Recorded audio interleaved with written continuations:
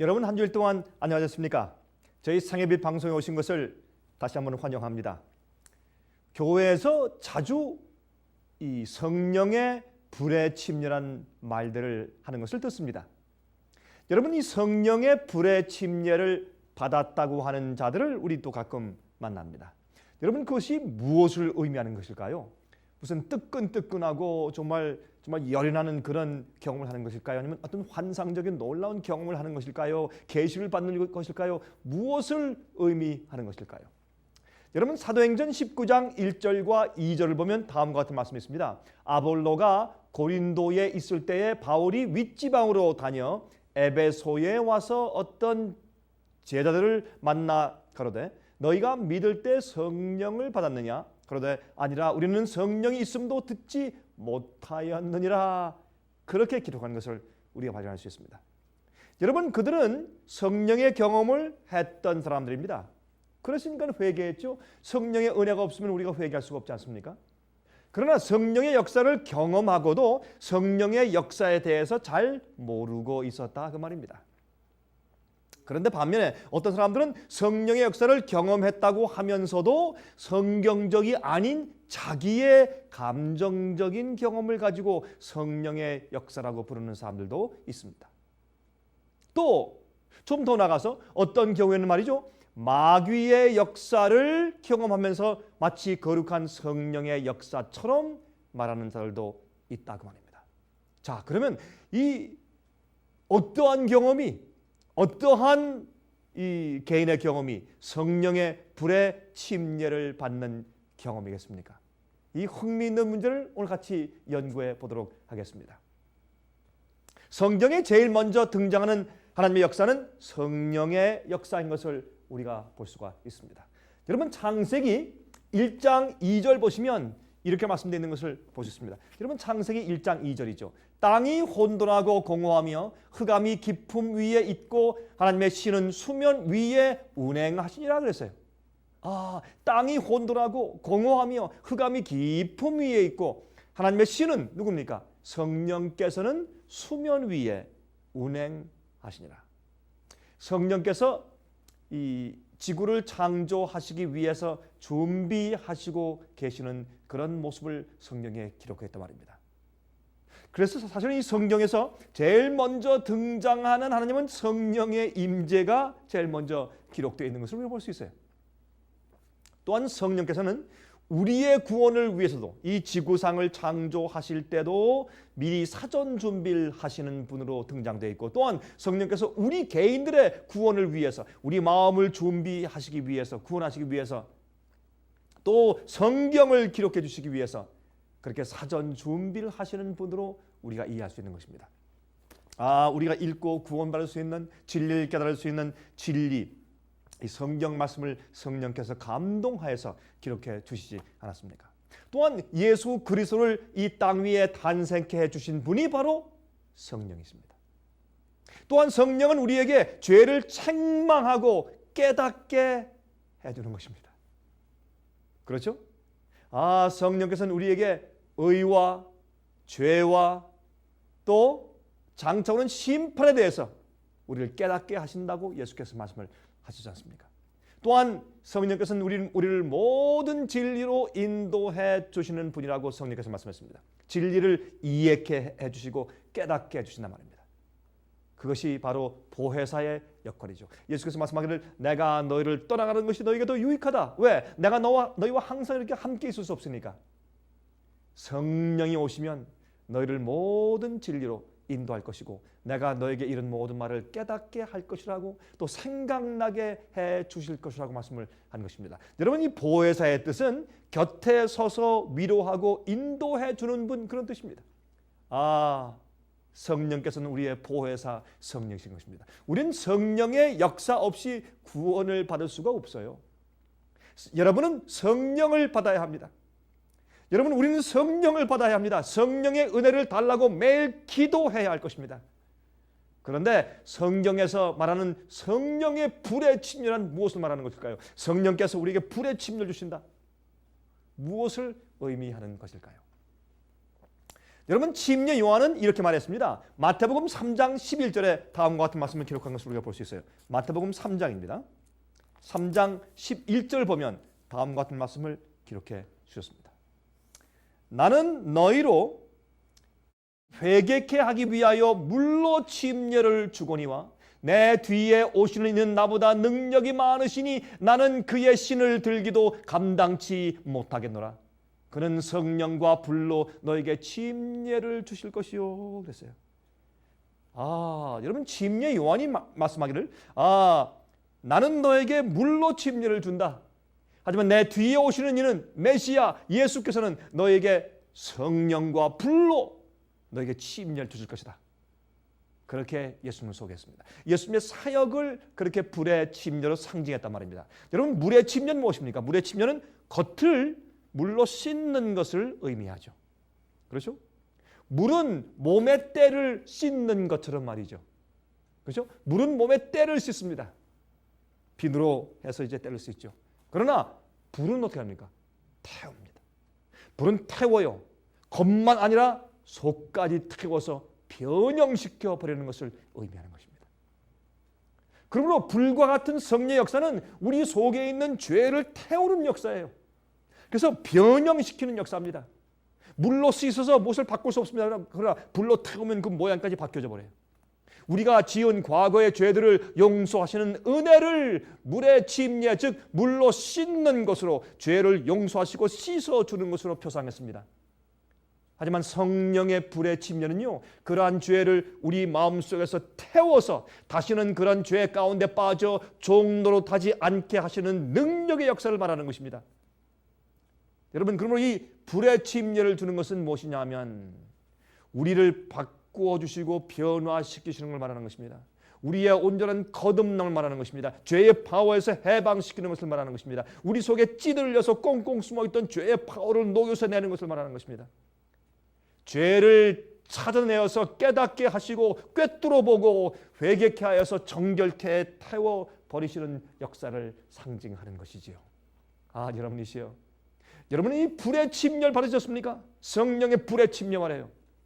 마치 불과 같은 역사를 표상합니다. 불은 태워서 찌꺼기를 없애버리는 것입니다.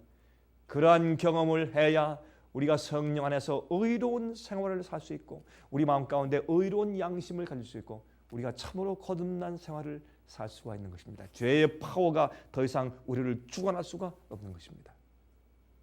여러분 히브리서 12장 29절 보시면 이와 같은 말씀이 기록되어 있어요. 히브리서 12장 29절입니다. 다음과 같은 말씀이 기록되어 있습니다. 우리 하나님은 소멸하시는 분이심이라. 하나님은 소멸하는 태우시는 불이라고 말씀했어요. 또 이사야 4장 3절에 보면 이런 말씀이 기록되어 있어요. 이사야 4장 3절을 좀 보십시다. 이사야서입니다. 4장 3절은 다음과 같이 말씀했습니다. 시온에 남아있는 자, 예루살렘에 머물러 있는 자, 곧 예루살렘에 있어 생존한 자 중 농명된 모든 사람은 거룩하다 칭함을 얻으리니 이는 주께서 그 심판하는 영과 소멸하는 영으로 시온의 딸들의 더러움을 씻으시며 예루살렘의 피를 그 중에서 청결케 하실 때가 됨이라. 여러분 여기에 성경에는 말이죠, 하나님께서 태우시는 불로 상징되어 있고 또한 교회에 또한 각 개인들의 믿는 신자들의 마음 가운데 죄를 불러 태워서 없애시는 그런 분으로 상징되어 있습니다. 이것은 하나님을 무서운 분으로 말하는 것이 아니에요. 하나님께는 두려운 분이다, 무섭다, 두려워해라, 그래서 그런 말씀을 하신 것이 아닙니다. 오히려 성결하신 하나님에 대한 표현인 것입니다. 또한 하나님의 거룩한 영광의 광채를 설명해 주는 것입니다.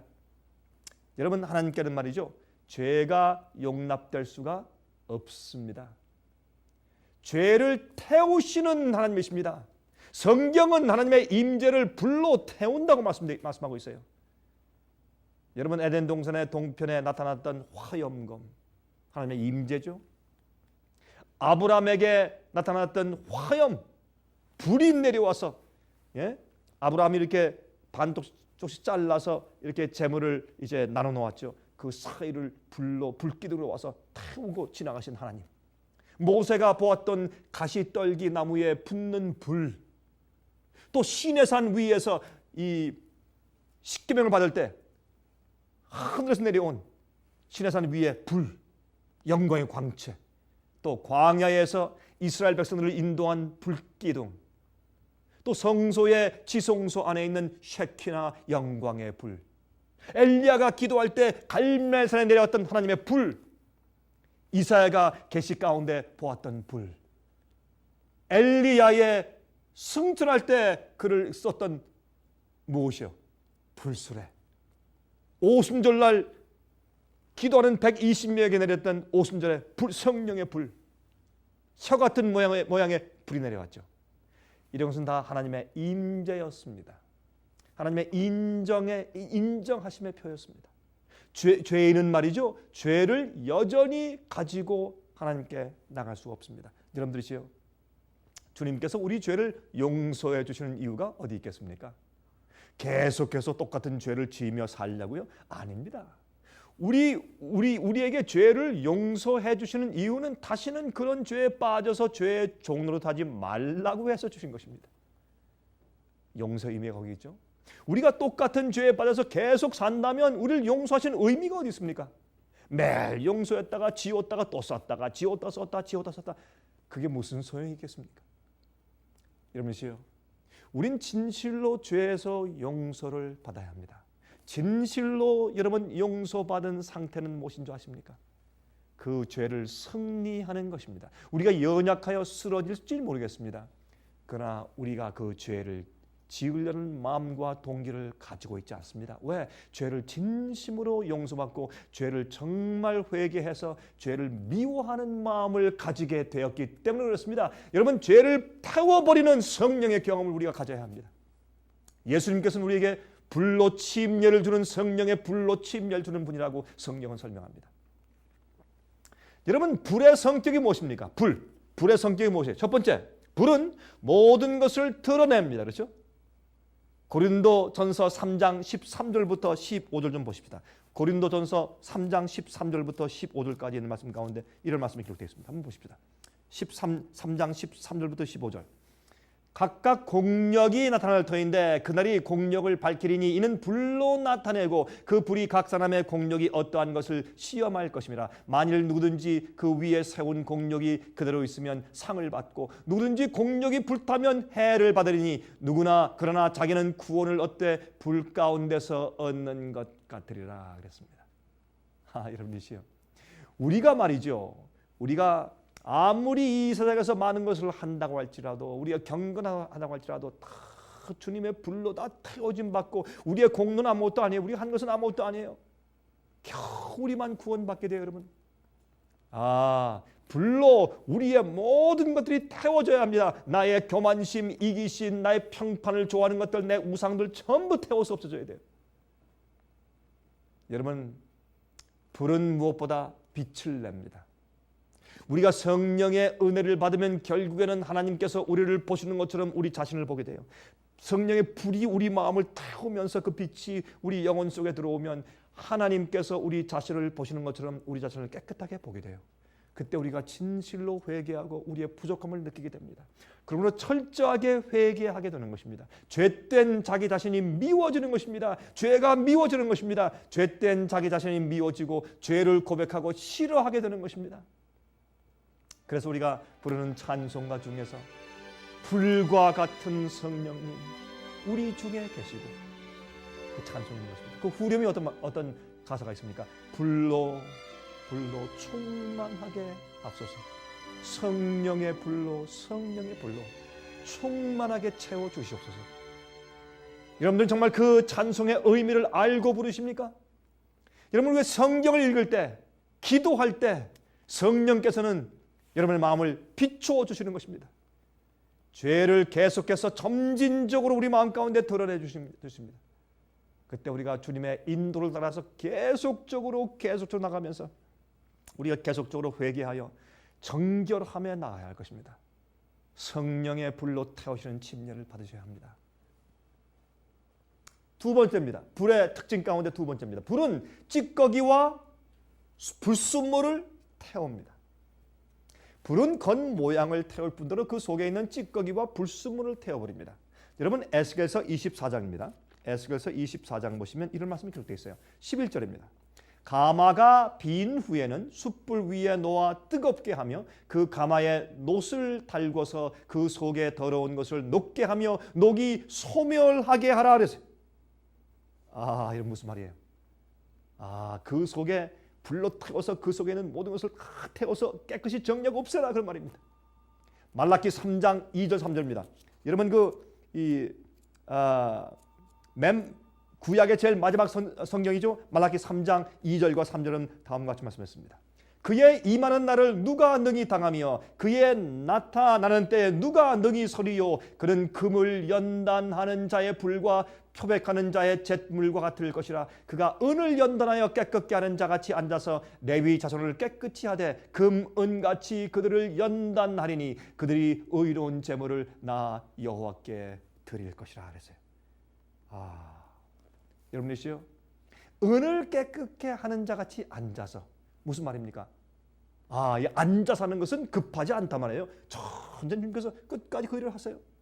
은은 높은 고열에서 올라가면 녹습니다. 금보다 은은 더 높은 고열을 주어야, 더 뜨거운 불을 주어야 녹습니다. 하나님께서는 적당히 하시지 않습니다. 여러분과 제 마음 가운데 있는 모든 죄를 철저히 정결케 해내시는 모습을 그렇게 말씀하고 있는 것입니다. 여러분, 우리가 영광로 속에 들어가야 합니다. 어떤 때는 우리가 시련을 당할 때, 어떤 때는 어려움 당할 때, 고난 당할 때, 어떤 때는 망했을 때, 그때 우리가 사실은 그런 고난 가운데서 우리 자신을 더 깊이 살피고 우리 마음을 알게 되죠. 우리 속에 숨어있던 죄의 우상과 잘못된 동기를 알게 돼서 그럴 때 우리가 참으로 회개하는 경험들을 하지 않습니까? 주님께서 여러 가지 환경을 통해서, 어떤 때는 병을 통해서 주님께서 우리 속에 있는 모든 찌꺼기를 불러 태워내시는 역사를 하시는 것입니다. 왜? 우리가 구원받아야 하니까, 영원히 살아야 되니까. 이 세상에선 망해도 하늘에 영원히 살아야 되니까. 철저하게 죄를 정결케 해내시는 주님을 볼 수 있습니다. 여러분, 우리의 회개는 적당히 할 수가 없습니다. 우리가 진실로 죄를 슬퍼하는지 주님께서 보시는 것입니다. 많은 사람들은 자기가 심판받기가 무서워서 두려워서 회개하지만 그것은 안 됩니다. 우리가 주님의 사랑을 이해하고 감사해서 뜨거워져서 또 우리 자신의 죄를 미워함으로 진심으로 회개하는 경험들이 우리 마음 가운데 있어야 합니다.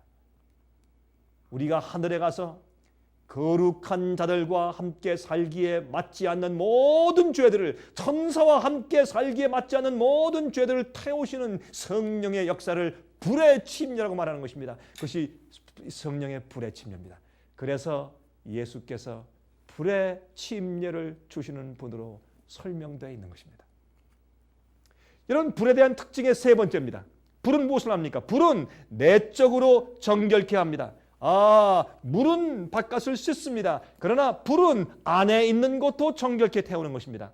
그러나 불은 속 내부까지, 물은 겉을 씻지만 불은 속 내부까지 정결케 태워버리는 것입니다.